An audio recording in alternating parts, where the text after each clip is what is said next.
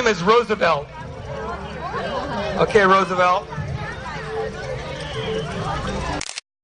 Okay, now I want to show you this.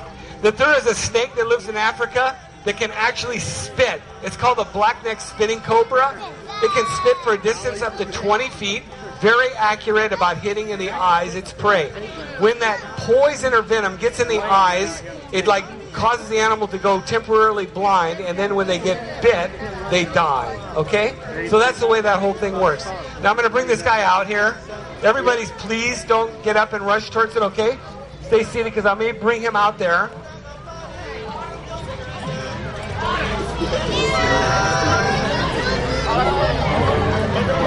Okay, here we go.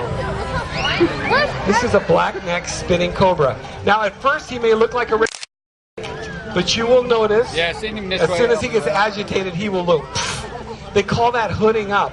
He'll hood up. It's okay. Don't move. Don't move. I got him. Okay? Now, cobras have like a whole different feel to them. You want to touch him?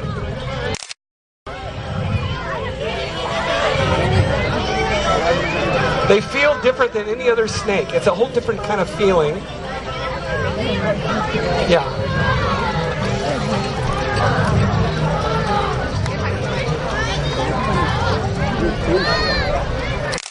Be the only time in your life you ever really get to touch a real cobra. This is him. They hang out in the trees.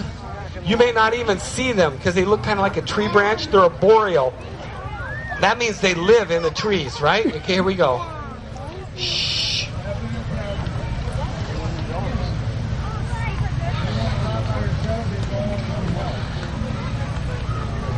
There he is. Look at that.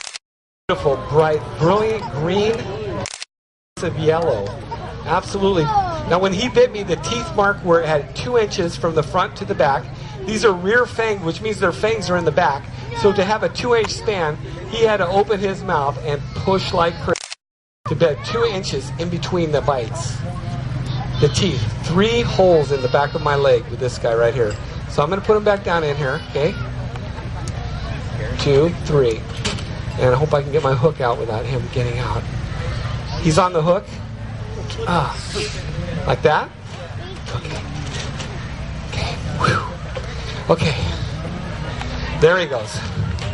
They're a lot easier to get out of the box than they are to get in the box, so I don't want to leave them out too long. If they get excited and hit the ground, it's like more like a chicken, right? Can you, here, come here. Can you show them how you fly? Isn't that spectacular? Okay, you know what I'm going to do?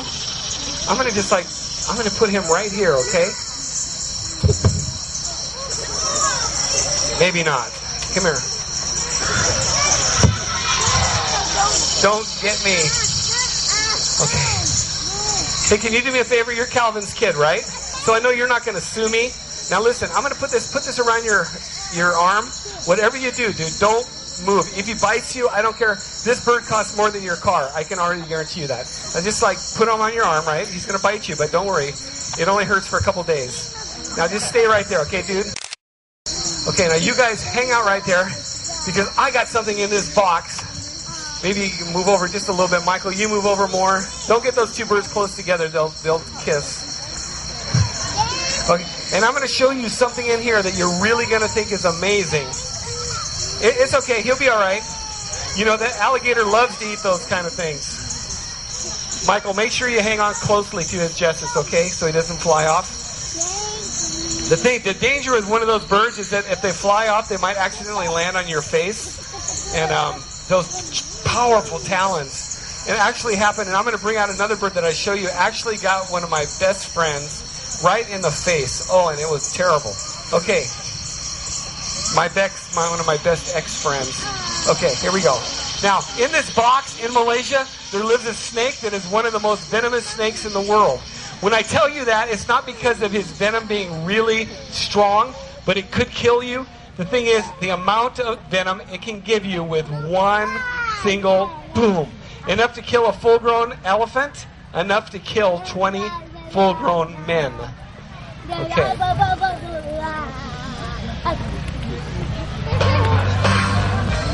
The next reptile is without a doubt the most feared of all animals on the planet. This animal can grow to be over 200 pounds of pure... That's not the right one, though. Okay, here we go. And I'm going to bring him out in just a minute. And I'm going to need some volunteers. But I want you guys just to hang loose in there, okay? For just a minute. You all right with that? If he grabs onto your face, you can, like, shake him off, though, okay? Here we go. This is a king cobra. Okay? I don't need any volunteers for this one because this one scares me. When I open the box, he is going to want to come probably after me. So, you know what? Pastor Calvin, are you around? Hey, can you come up here for a second? I'm going to need you on this one because Michael, he's got like that owl over there. You know what, Michael?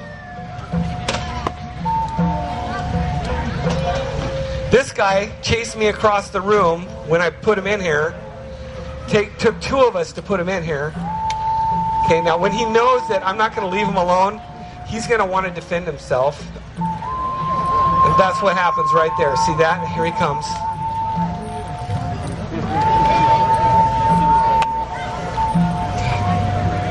Now, the king cobra is one of the only snakes that actually builds a nest.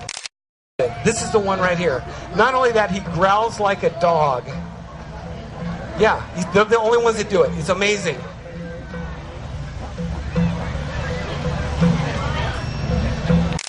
He's probably cool with it, I think. Just be ready. You know what? Can you move the turtle, Michael? I don't... Right now, he's like tracking anything in front of him. Yeah. So now, this is like when I need a volunteer from the audience. I'm just kidding you. Come on, you guys are so brave. I can't believe it. Okay, here we go.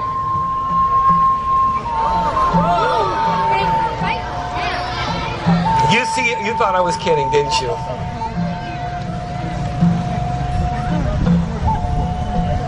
Now I'm going to attempt to do something I've never done. I'm going to kiss him. I'm just kidding. No, I would never do that. Dude.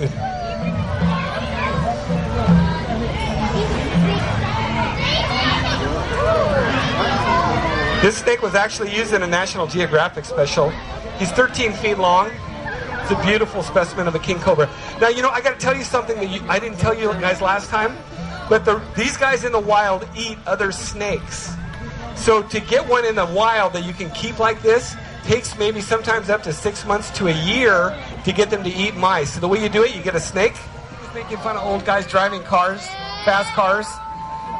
This is what he's going to use when he gets old to pick up trash. He's going to be one of those guys, you know, that picks up trash on the road. I'll be right there with you, too. I'll be there before you. I'll pick you up. Turtle. Okay. The next animal I'm going to bring out is probably my favorite of all animals. And I didn't bring him out last time. I can't remember. Have you guys had a good time at Jubilee today? You know, there is one bird that's one of the highest flying birds in the whole world.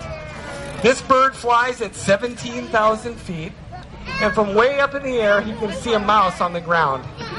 He's amazing. God has done so many cool things in nature when He created everything. Do you know that God knows when one of these animals falls off a perch in the most remote Amazon jungle, that God knows that bird fell to the ground? That God knows every hair on your head is numbered. That's what God knows. There is none like Him. Jesus is God, and God is the one who created all this. And some of you right now are going through some difficult times. The churches and the sponsors today, Pastor Calvin, wanted to bring you guys together today and let you know that, hey, if you need help, if you need a church family, if you want to meet this God that we've talked about all day, now could be your chance. We have a prayer tent. We have people ready to pray for you. But I'm going to bring out this one last bird. He's one of the highest flying birds in the world. Now, the Seahawks use this same kind of bird for their mascot. It's not a Seahawk because there's no such thing. It's called an auger buzzard. And they live in Africa. Okay? I'm going to get him. And this bird only loves me. If it gets next to anyone else, it will get you, I promise. So I'm going to put him down, and I want you to watch what happens to this bird right now. Okay? Oh, I think Jake and Quill are sleeping. Come here. It's got very powerful talons, and they're like needles. But this guy right here, he doesn't use his talons on me. He knows they would hurt me. But God made him fly. So I'm going to put him down and watch what happens. You see, this bird was never meant to be on the ground. This bird God made to fly. And God has created you guys with something in mind for each one of you. And if you stay on the ground with the chickens and the ducks and the turkeys, not a good place. You do what God has called you to do. You fly high. You can do amazing things. Watch him now. Come on.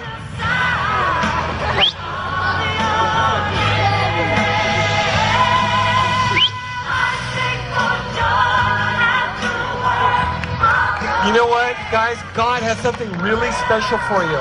I'm going to call up a good friend of mine who we just have met from last year, but I think we've already gotten to be pretty good friends. Pastor Calvin, I've asked him if he'd come up and talk to the people of Lebanon that live here that he knows. Could you come up? And we'll get you a microphone, and I want you to close. And I want to thank each one of you guys and all the many volunteers and sponsors that made this event.